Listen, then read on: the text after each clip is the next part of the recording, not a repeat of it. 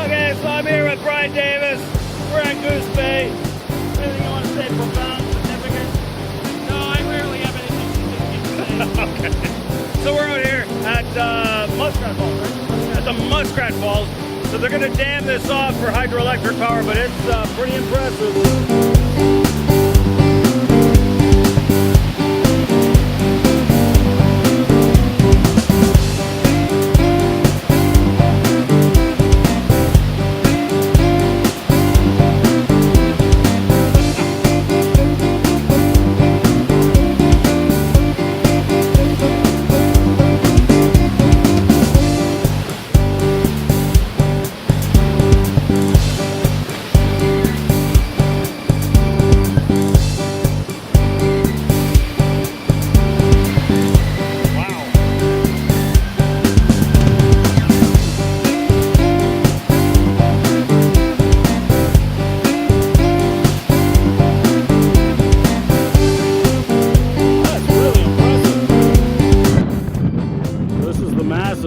Ice from the river, from the spring runoff. Wow. That'll be there till mid-July. Oh yeah? See little bits of ice when you get down in the Goose Bay. See little bits of ice next month floating down by there. It's crazy. Point that out for me again. Quite the brakes.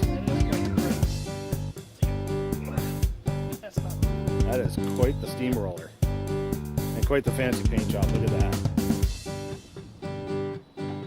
So this was an American air base originally. This side was the Canadian air base. Okay. The American air base was over here, which is now the Canadian. Okay. Okay. This is the Canadian base. They call this the Canadian side. Canadian side, right. Okay. The Americans were there, the Canadians were there. So is this steam operated or what? No, I think this has got an old diesel in it. Engine compartment's open. Let's take a look. Yep. Huh. They don't make them like this anymore. Nope.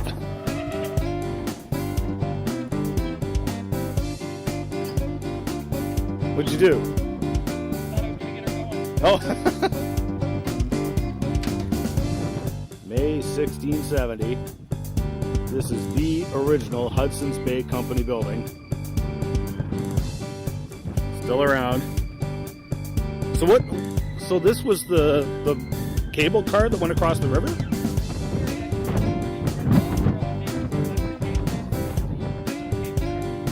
That was back before there was a bridge, and it was going back. Right. Travel on that cable. Travel on the cable car. Okay. And when was that built? You know? I don't know. They might have some information on it. Okay. There's the bridge down.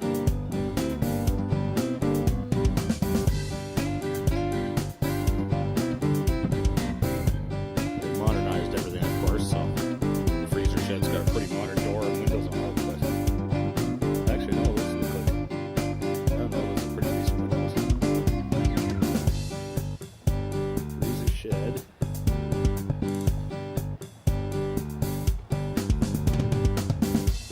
It doesn't say what these ones are, but this is a work in progress. They're still upgrading. When they get on the trap line, Right. and they come back and they sell their furs, Yeah. they go sealing, bring back the furs and pelts. They sell, they trade them for the bacon. Right. Textiles and clothes. Right. Okay. Okay, so this is the kind of view I've been looking for all day. As you can see, the mountains here are not plain flat. They're pretty flat, but they've been eroded. This is probably one of the better shots, but I kind of knew that already. So basically, Plain Nation is farther east of us. So we're looking at eroded areas here.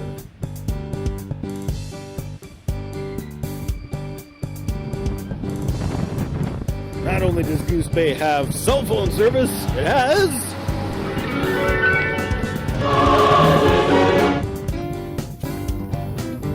Well, if you can hear that or not. That's a leak. So, Unfortunately, the tire shop's closed at 8 tomorrow morning, so I'm crashing here tonight.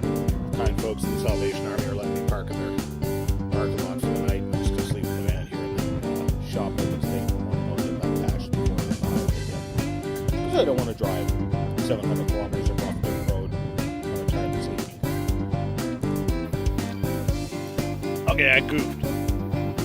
I was thinking you couldn't use tire plugs on the tread. It's the other way around. You can't use tire plugs on the sidewall, but you can use them on here. So I just got one. What's annoying is I've got one of these at home, and somehow it's not in my toolbox. So anyway, here we go. It'll save me about $20 if it works. So.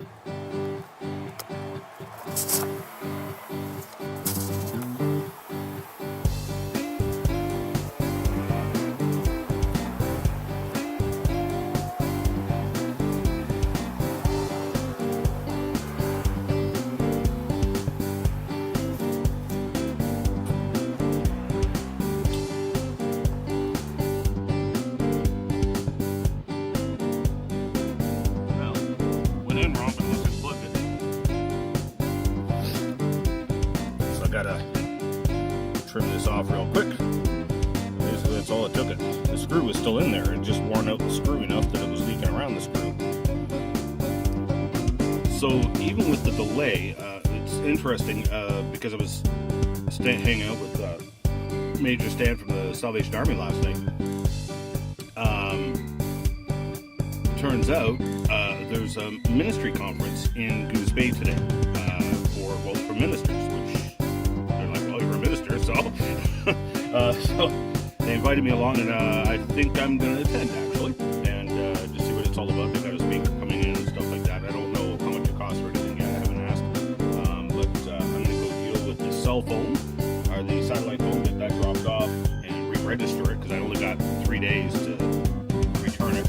I'm on day 2 now, so I have to return it, otherwise I get billed $1,400. And so I have to go return it, sign it back out, fuel up. Gas is $1.36.8 here, not bad, relatively speaking, of course. And so fuel up here, and then I guess hit the road later on this afternoon. Okay, I'm starting the long trek back. I looked it up. 958 kilometers till the next Tim Hortons. So I'm fueled up, ready to go. Let's hit the highway.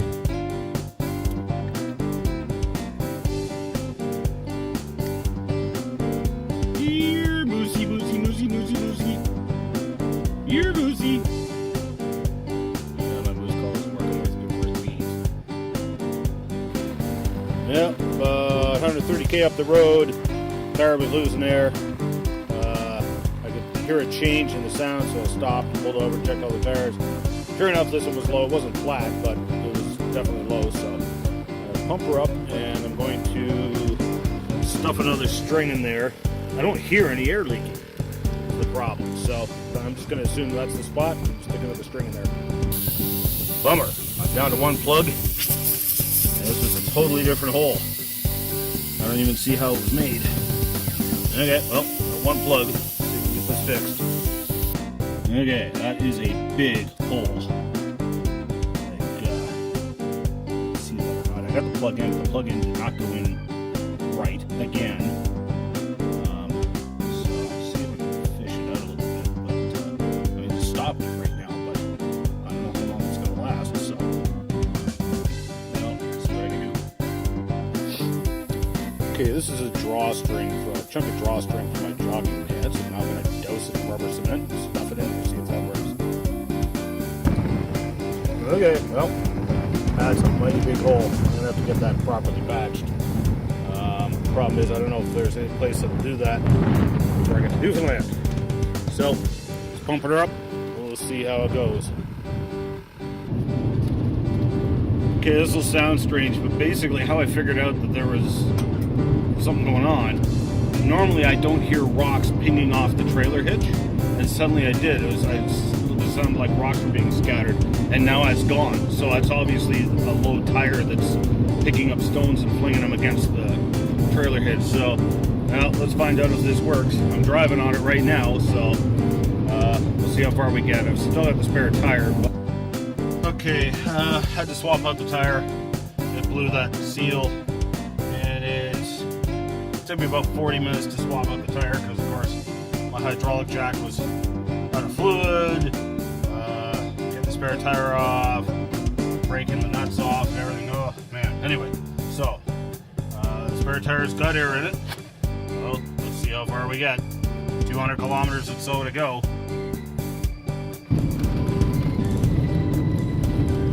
First vehicle I've seen in an hour and a half. Not a good time to be getting flat. Everyone's gone home from work.